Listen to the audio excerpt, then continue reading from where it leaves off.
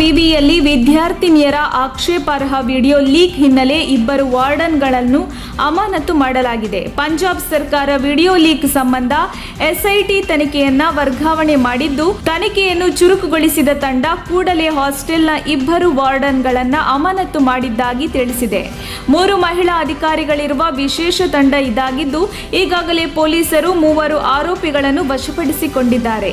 ಇನ್ನು video leak case ಹಿನ್ನೆಲೆ ವಿಶ್ವವಿದ್ಯಾಲಯಗಳಲ್ಲಿ ವಿದ್ಯಾರ್ಥಿಗಳ ಪ್ರತಿಭಟನೆ ಮುಂದುವರೆದಿದೆ. ಈ ಹಿನ್ನೆಲೆ ಚಂಡೀಗಢದ ವಿಶ್ವವಿದ್ಯಾಲಯದಲ್ಲಿ ಶನಿವಾರದವರೆಗೂ ಬಂದ್ ಘೋಷಿಸಲಾಗಿದ್ದು, ಸೆಪ್ಟೆಂಬರ್ 24ರವರೆಗೂ ತರಗತಿಗಳು ನಡೆಯುವುದಿಲ್ಲ ಎಂದು ಆಡಳಿತ ಮಂಡಳಿ ತಿಳಿಸಿದೆ. ಚಿಕ್ಕಮಗಳೂರು ಜಿಲ್ಲೆಯ ಕಳಸಾ ತಾಲೂಕಿನ ಗಂಟೆಮಕ್ಕಿ ಗ್ರಾಮದಲ್ಲಿ ಮೂಲ ಸೌಕರ್ಯಗಳ ಕೊರತೆಯಿಂದಾಗಿ ಅನಾರೋಗ್ಯದಿಂದ ಬಳಲುತ್ತಿದ್ದ ವೃದ್ಧೆಯನ್ನು ಜೋಳಿಗೆಯಲ್ಲಿ ಆಸ್ಪತ್ರೆಗೆ ಹೊತ್ತೊಯ್ದ ಘಟನೆ ನಡೆದಿದೆ. ರಸ್ತೆ ಮಾಡಿಸಿಕೊಡುವಂತೆ ಸಚಿವ ಆರ್ ಅಶೋಕ್ ಜಿಲ್ಲಾಧಿಕಾರಿಗಳಿಗೆ ಮನವಿ ಮಾಡಿದ್ದರೂ ಯಾವುದೇ ಪ್ರಯೋಜನವಾಗಿರಲಿಲ್ಲ. 85 ವರ್ಷದ ವೃದ್ಧೆ ವೆಂಕಮ್ಮ ಅವರನ್ನು ಆಸ್ಪತ್ರೆಗೆ ಸಾಗಿಸಲು ಸರಿಯಾದ ರಸ್ತೆ ಇಲ್ಲದ ಕಾರಣ ಜೋಳಿಗೆಯಲ್ಲಿ ಹೊತ್ತೊಯ್ಯುವಂತಾಗಿದೆ.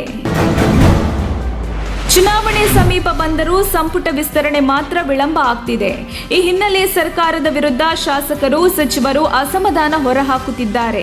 ದಿನ ಕಳೆದಂತೆ ಸಚಿವಾಕಾಂಕ್ಷಿಗಳ ಅಸಮಾಧಾನ ಹೆಚ್ಚಾಗ್ತಿದೆ. ಮಾಜಿ ಸಚಿವ ಕೆಎಸ್ ಈಶ್ವರಪ್ಪ ಕೂಡ ಅಸಮಾಧಾನಗೊಂಡಿದ್ದು, ಪ್ರತಿ ಅಧಿವೇಶನದಲ್ಲೂ ಈಶ್ವರಪ್ಪ ವಿಪಕ್ಷಗಳ ವಿರುದ್ಧ ಮುಗಿಬಿದ್ದು ಸರ್ಕಾರದ ಪರ ಮಾತನಾಡುತ್ತಿದ್ದರು. ಆದರೆ ಈಶ್ವರಪ್ಪ ಈ ಬಾರಿ ಅಧಿವೇಶನಕ್ಕೆ 1 ವಾರದಿಂದ ಗೈರಾಗಿದ್ದಾರೆ.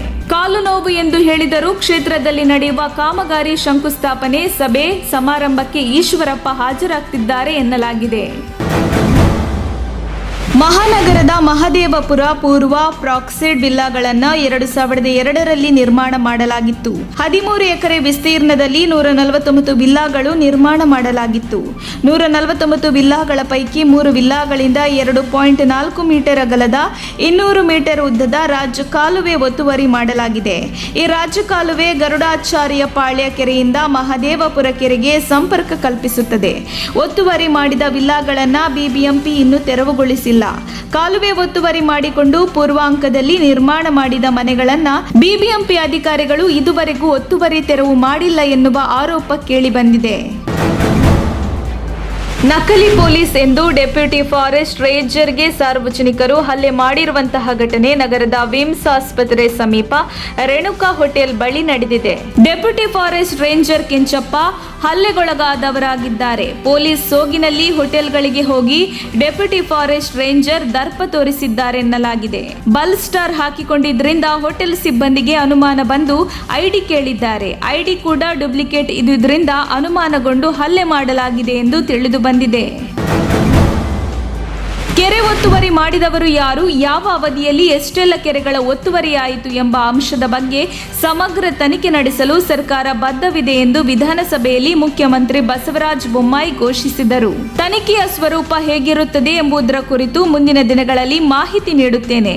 ಕೆರೆಗಳನ್ನು ಯಾವ ರೀತಿ ಒತ್ತುವರಿ ಮಾಡಲಾಯಿತು, ಹೇಗೆ ಮುಚ್ಚಲಾಯಿತು, ಅನುಮತಿ ಕೊಟ್ಟವರು ಯಾರು ಎಂಬುದರ ಬಗ್ಗೆಯೂ ತನಿಖೆ ನಡೆಯಲಿದೆ ಎಂದು ಸದನದಲ್ಲಿ ಅವರು ಘೋಷಿಸಿದರು.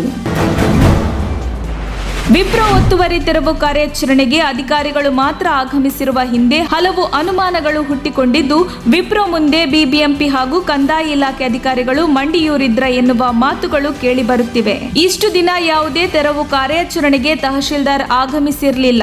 ಬೆಳಿಗ್ಗೆ 11:30ಕ್ಕೆ ಬಿಬಿಎಂಪಿ ಅಧಿಕಾರಿಗಳು ಸ್ಥಳಕ್ಕೆ ಆಗಮಿಸಿ ಮಾರ್ಕಿಂಗ್ ಪರಿಶೀಲನೆ ಮಾಡಿದ್ದು, 12 ಗಂಟೆಗೆ ಬುಲ್ಡೇಸರ್ ಬಳಸಿ ವಿಪ್ರೋ ಕಾಂಪೌಂಡ್ ವಾಲ್ ತೆರವಿಗೆ ಮುಂದಾಗಿತ್ತು.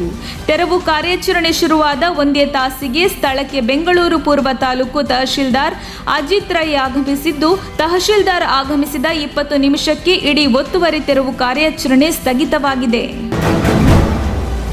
ಕೆರೆಯಲ್ಲಿ ರಾಸಾಯನಿಕ ನೀರು ಮಿಶ್ರಣದಿಂದಾಗಿ ಸಾವಿರಾರು ಮೀನುಗಳ ಮಾರಣ ಹೋಮ ನಡೆದಿರುವಂತಹ ಘಟನೆ ಬನ್ನೇರುಘಟ್ಟ ಪಂಚಾಯಿತಿಯ ಬ್ಯಾಟರಾಯನ ದೊಡ್ಡಿ ಕೆರೆಯಲ್ಲಿ ನಡೆದಿದೆ. ಜಲಚರಗಳ ಸಾವಿಗೆ ಬಣ್ಣದ ಕಾರ್ಖಾನೆಗಳ ಕೆಮಿಕಲ್ ಮಿಶ್ರಿತ ನೀರು ಕಾರಣ ಅಂತ ಆರೋಪ ಮಾಡಲಾಗುತ್ತಿದೆ. ಬಿಲವಾರದಹಳ್ಳಿ, ಶಾನುಬೋಗನಹಳ್ಳಿ, ಕೆಂಚಿಗನಹಳ್ಳಿ ಪ್ರದೇಶದಲ್ಲಿ ಈ ಬಣ್ಣದ ಕಾರ್ಖಾನೆಗಳಿವೆ. ಮಳೆಯಿಂದಾಗಿ ಬೆಂಗಳೂರಿನಲ್ಲಿ ಪ್ರವಾಹ ಸ್ಥಿತಿ ಹಿನ್ನೆಲೆ ಅರೆಬರೆ ಒತ್ತುವರಿ ತೆರವಿಗೆ ಹೈಕೋರ್ಟ್ ಅಸಮಾಧಾನ ಹೊರಹಾಕಿದೆ. ರಾಜಕಾಲುವೆ ಒತ್ತುವರಿ ಕುರಿತಾದ ಸಿಎಜಿ ವರದಿ ಜಾರಿಗೊಳಿಸಿ ಬಿಬಿಎಂಪಿಗೆ ಹೈಕೋರ್ಟ್ ವಿಭಾಗೀಯ ಪೀಠ ನಿರ್ದೇಶನ ನೀಡಿದೆ. 2021 ಸೆಪ್ಟೆಂಬರ್ನಲ್ಲಿ ಸಿಎಜಿ ವರದಿ ನೀಡಿದ್ರೂ ಕ್ರಮ ಕೈಗೊಂಡಿಲ್ಲ. ಸಿಎಜಿ ವರದಿ ಜಾರಿಗೆ ಬಿಬಿಎಂಪಿ ಕ್ರಮ ತೃಪ್ತಿಕರವಾಗಿಲ್ಲ ಎಂದು ಸಿಎಜಿ ವರದಿ ಜಾರಿಗೆ 3 ಅಧಿಕಾರಿಗಳ ಸಮಿತಿ ರಚಿಸಲು ಸೂಚನೆ ನೀಡಿದೆ.